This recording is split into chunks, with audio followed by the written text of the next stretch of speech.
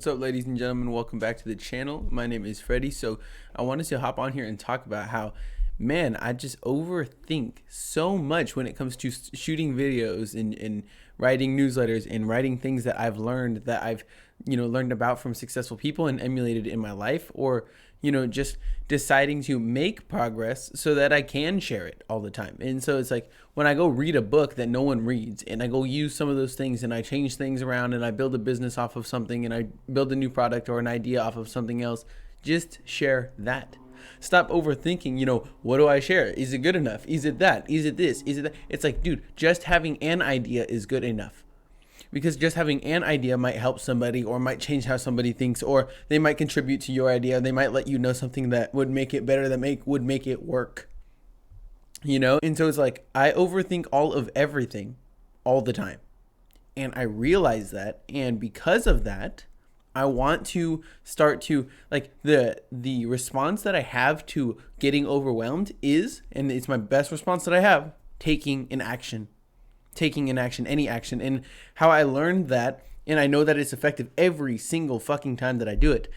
How I learned it was from a hypnotist called Marshall Silver. He was talking to Ed Milet, and he said one time that, this was like some months ago that I first watched this video, and he said, if you can't, people are scared to write the book of their life because they're scared that if they write the book and they fail, or it's bad, or they get laughed at, or people talk about it, or people criticize it, or people, you know what I'm saying, talk bad to them about it, or whatever the case may be, they get hate, they get haters from it, they get whatever, their friends see it. It's like whatever is holding you back from releasing that story of your life. If you cannot write a story, then write a chapter. And if you cannot write a chapter, write a page. And if you cannot write a page, write a word. If you write a word, you'll just build that momentum. You'll realize, oh wait, I did a word, so of course I can do 2. And if I can do 2, then I can do 10. And if I can do 10, then 100. And 100, then I can do a page. And if I can do a page, and so on, and you will, build your momentum back in that direction. And so,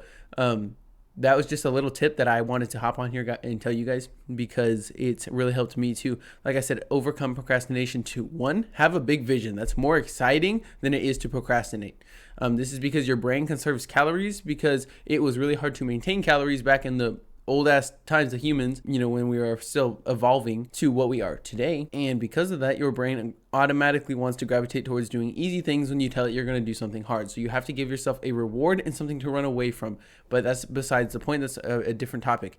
And the other reason that you would procrastinate is because you simply have a problem prioritizing tasks.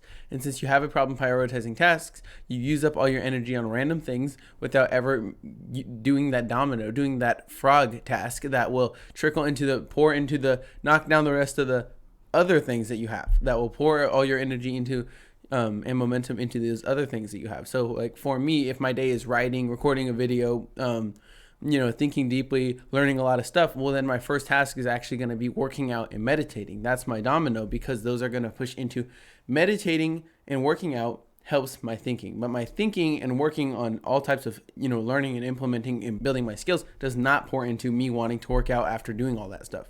The opposite is true though. So that would be my domino. But for everyone, you're going to have a different domino action that you take every single day first. And the way that I would say to go about finding that domino task that has that effect for you is to write down all the tasks on a list and carry it around with you. All the tasks that you think are the most effective things you can be doing in your day to move towards your goals. First, you're going to have to establish goals, but that's a whole different topic. But after you have established those goals, write down these tasks, number them 1 through 9, 1 through 15, and you're going to move them around. You're going to be wrong a lot. You're going to move them around until you get them in order. At first, you're going to think 1 is supposed to be there, but then later you're going to think number 9 should be 1, and 8 should be 2, and 2 should be 9. And so you're going to move these around a lot. Once you finally get them in order and you realize what's actually the domino task that you have, well, now you'll have a better routine and a better system being built. Later, you're going to build systems for each of those tasks in your day and how you do them and how other people can do them for you if you're running a business or building a business.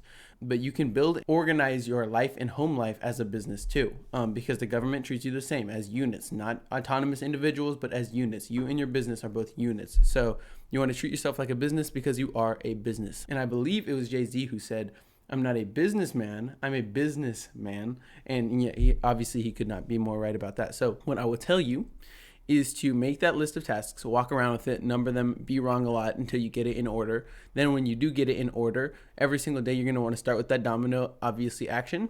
And you're going to want to have a big enough vision that's more exciting than the procrastination, because your brain is lazy and automatically wants to do the easier thing. And so that was just something I learned before that's been useful for me. Always just start by taking one tiny action. Write a word, write a letter, and you'll start to build momentum in that direction, and you'll get over all those other things. Like I said, the fear of allodoxophobia, the fear of other people's opinions, the fear of people, talking shit about what you're doing. You're just going to want to, like I said, have a big enough vision that drives you through all those things. The tough times, the hard criticism, the lack of praise, just all those things. You're going to want to, and there's other strategies for this, which I'll talk about in a different video. That's like what you build your self-esteem around, your pride, what you pride yourself on, which is vastly different than what other people normally have their pride built on, their self-esteem built around, which is like praise from people and, money and achievement and all these things. You don't want to build your pride around that. You actually want to build your pride around the sincere pursuit, the progress, making progress towards your goals every single day, and also being the learner, being someone who learns, not somebody who's always right.